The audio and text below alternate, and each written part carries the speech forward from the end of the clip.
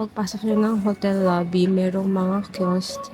And then, dito, piliin nyo yung English and then check-in. Meron mga kanya-kanya kuha ng amenities. So, ito yung parang robe. 3 separate beds para sa amin. And ang maganda dito is malaki yung space. Coin laundry dito. Then, may vending machine din. May breakfast order. So, may eggs, may chicken, hash browns. Let's go location-wise. 10-minute walk to Omega Station.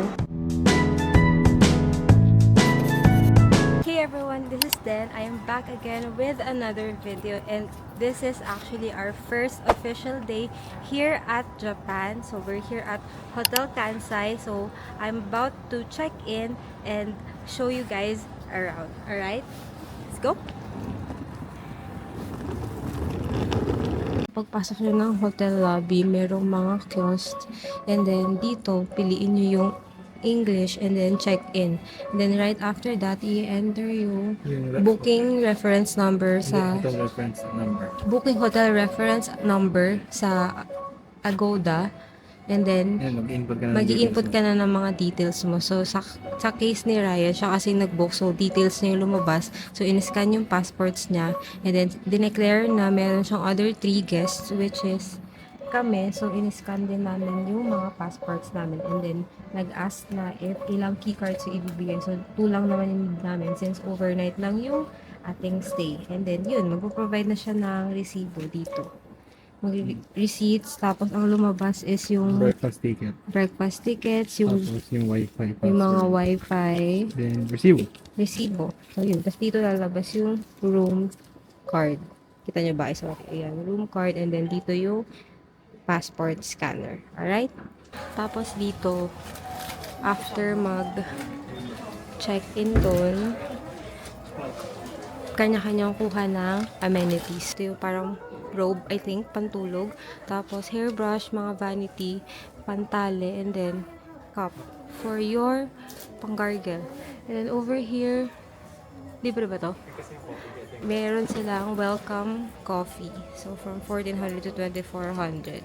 And then may drinks dyan, so you can get if naho na kayo. Then, pero ito, may bayad yan. Guessing, meron din sila ditong iwanan ng luggages. Tapos, from the reception area, din sa may elevator, meron ditong room. So, you can heat up your food dito. And then, merong coin laundry dito. Then, may vending machine din. And, ice cream if you want. And then, mga drinks. And then, cigarettes. So, yun. May microwave pang isa dun, oh. So, this is free to use when you are checked in. Tapos ito, binigay ng receptionist sa amin kanina. So, yung room, yung hotel kasi is 3 building. Ayan. So, we're here at the front desk reception. Tapos, yung room natin is sa first building. Anong number yun? 17. Basta 7th floor yun. So, dito niya tinuro. So, may mag-a-assist naman. Our room number is 1718.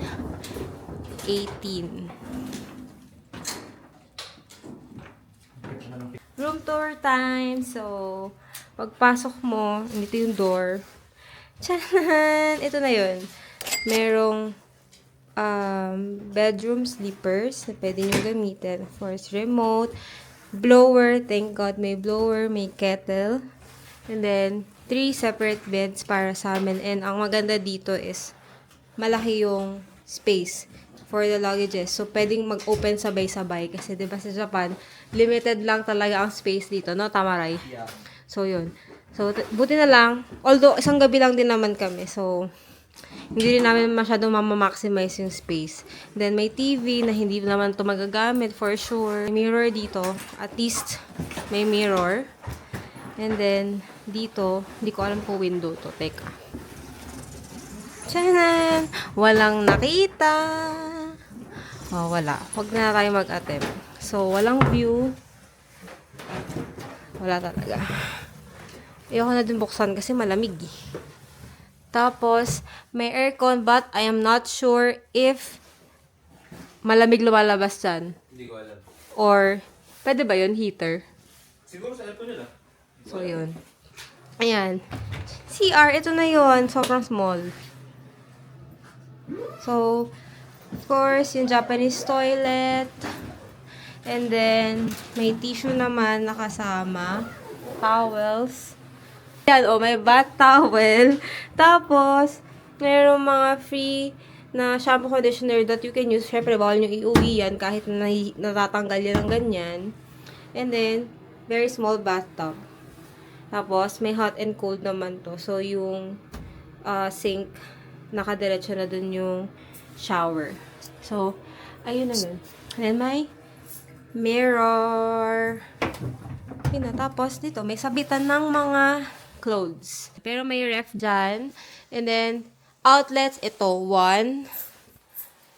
Sa may ulo nan wala. Pero meron doon, two. Yan, doon. Two. And then, saan pa? Yun lang. Not sure if meron dito. Parang wala.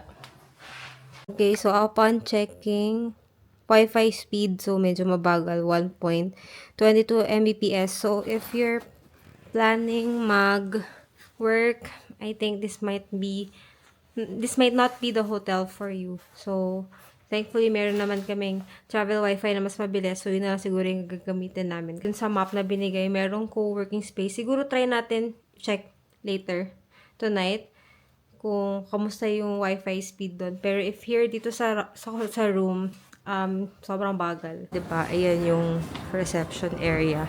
Andito yung co-worker space. So, pwede kayong mag-work here.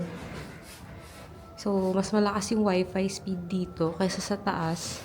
Tapos, meron din vending machine for hot and cold drinks. Good morning, everyone. We're on our way to the breakfast hall. So, yung breakfast hall is ando siya sa first floor near yung reception area. Kasi ang start ng breakfast is 6:30 and it's already 6:34 in the morning. So, let's see if anong meron downstairs. By the way, naka-mic ako kasi marami pang tulog. I mean, maaga kasi to for Japan people. Kaya, naka-mic muna ako. And oh my God, ang pangit ng boses ko ngayon. Ang paos ako, ang lamig kasi talaga. So, ayan, dito siya. Ayan, 6:30 to 10 ang available. So, let's go. Ayan, bibigyan nila yung breakfast tub. Good morning. Yung breakfast hall nila. So, may eggs, may chicken, hash browns, ito, parang soup. So, merong salads, may bread, and then merong inito na oven. Hindi ko alam ano itong mga to.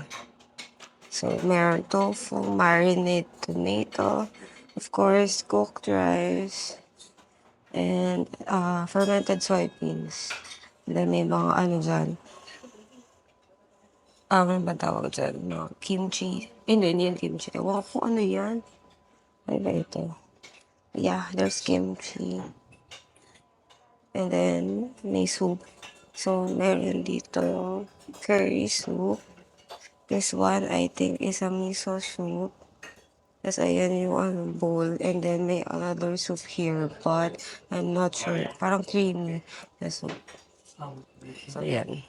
And then, may condiments again over here. May desserts, may desserts, may coffee. This one is a hot coffee. Mamimili kayo kung anong gusto nyo. And then, dito, mga tea. So, yung tea, ice tea. Basta anything cold, ito yan. Mga juices. And then, meron yellow. Parang breakfast hall. Yes, yan. Wala ako lang. Egg. Hindi ko alam ano yan. Ano to? Pork cutlet. Kasi parang ang pula. Pork cutlet. Feeling ko chicken to. Chicken karaage. Hash brown rice. Miso soup. And then, parang tonkotsu sauce. Then, coffee. So, while having breakfast, share ko na lang din sa inyo yung thoughts ko on this hotel. So, start muna tayo dun sa room. Yung room, gusto ko siya dahil malaki yung space. So, kagabi, kaya namin magbukas ng sabay-sabay ng maleta. Partida large yung lahat. So, plus points doon. Sa bed, medyo matigas but bearable. Kasi sobrang saglit ko na natulog. Parang wala pang 24 hours stay namin dito. Siguro nasa lang 8 hours or less. Yung unan, sadly, isa lang siya per bed. Which is, sa mga hindi sanay, bothersome yun. Ako sanay ako sa ang unan is 2, 3, marami. I'm not sure if pwedeng ng extra bed. Feeling ka naman pwedeng mag-extra bed. May additional cost lang. Just like other hotels. CR, masikip. Sobrang sikip. As in, siguro, kung small person ka, kaya. Pero ako na, si mami, petit, maliit. Para sa kanya, sikip din eh. So, yun lang yung downside. If malaki, yung mga kasama kayong mamalaki, matatangkal, ano siya, it's a no. The CR is a no. Let's go to the breakfast. Masarap. In fairness, masarap, no? Masarap na may soup. Perfect. Tsaka itong pork cutlet, itong parang, akala ko kasi parang, tingnan nyo ha. No? Spam, diba? Akala ko spam. Kasi sabi ko, bakit naman nag-offer ng pork cutlet dito as a breakfast? Boy, I was wrong. It's a pork cutlet. Hindi tinipid. If saglit lang kayo, I think you won't mind na balik ng CR. Like sa amin, saglit lang kami. A night lang yung stay namin. So, yun na, okay lang. Location-wise. Location-wise, it's siguro 5-minute walk to 7-Eleven. 7 po ko 7-Eleven. Hindi nga eh, sobrang bilis lang. Siguro mga 3 minutes. 10-minute walk to Omega Station. Madaming kainan outside the hotel. May, kagaya pinato kagabi, may yakiniku. Or I mean, doon sa isang vlog ko, merong yakiniku. Parang meron pang ano yun, yung bilog. Okonomiyaki, meron na akong makita. And takoyaki, malapit. So, pagtawid nyo, andun yung parang, anong tawag doon? Yung parang Shinsaibashi area. Pero, umeda. O, parang yung shopping district. Which is nung kami nag-lunch kahapon. Let's say 6 minutes walk. The Wi-Fi speed is just enough for you to scroll. But I think if you would be doing heavy works, lalo mag-edit kayo or something works that require yung kailangan mabilis na Wi-Fi, I think hindi siya hindi okay yung signal for yung strength ng Wi-Fi. Yun din yung advantage kapag meron tayong sariling travel Wi-Fi. If mabagal yung internet connection ng hotel nyo, then you have another option which is your Wi-Fi.